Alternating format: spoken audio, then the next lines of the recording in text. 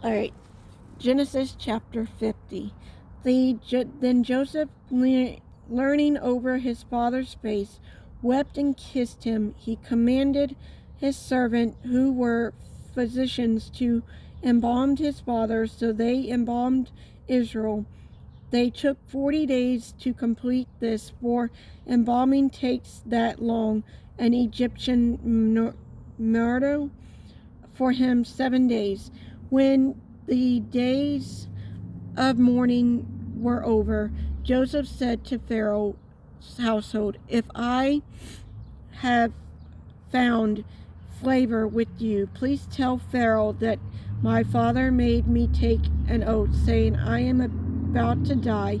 You must bury me there in the tomb that I have hewed out for myself in the land of Goshen.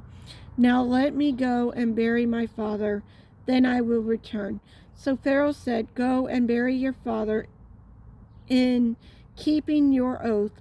Then Joseph went to bury his father, and Pharaoh's servant and the elder of his household and all the elders of the land Egypt went with him, along all Joseph's household, his brother and his father's household. Only their children, their sheep, and their cattle were left in the land of Goshen. Horses and chariots went up with him. It was very impulsive procession. When they reached the threshing floor of Atad, which is across the Jordan, they lamented and wept loudly, and Joseph murdered 7 days of his father.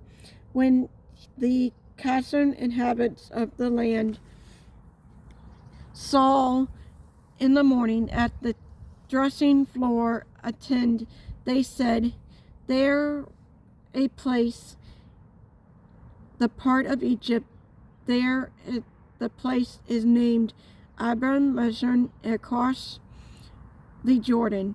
So Jacob's son did what he had commanded them. They cried out to the land of Carbon and buried him in the cave at Maparian, in the Carbon and buried cave at Maparian in the field of Marine of Abraham had pursued the burial site with Ethel and Heidi. After Joseph buried his brother, he returned to Egypt with his brothers and all who had gone with him to bury his father. When Joseph's brothers saw that their father was dead, they said to one another, If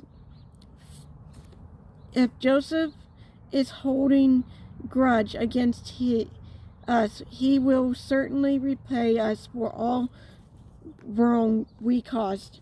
So they sent this message to Joseph: "Before he died, your father gave a command.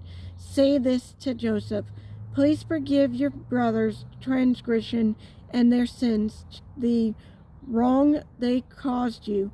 Therefore, please forgive the transgression of the servant of the God of your father." Joseph wept when their message came to him. Then his brothers also came to him, bowed down before him, and said, "We are your slaves." But Joseph said to them, "Don't be afraid.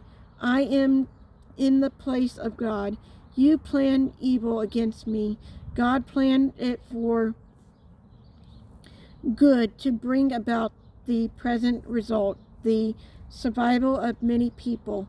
Therefore, don't be afraid. I will take care of you and your little ones." And he comforted them and spoke kindly to them. Joseph and his father's household reminded in Egypt. Joseph lived 110 years. He saw Ephraim's son to the third generation. The sons of Masha, son Marga, was recognized by Joseph. Joseph said to his brothers, I am about to die, but God will certainly come to your aid and bring you up from the land to the land he promised Abraham, Isaac, and Jacob. So Joseph made the Israelites take the oath, when God comes to your aid, you are to carry my bones up from him. Here, Joseph died at the age of 110. They embalmed him and placed him in a coffin in Egypt.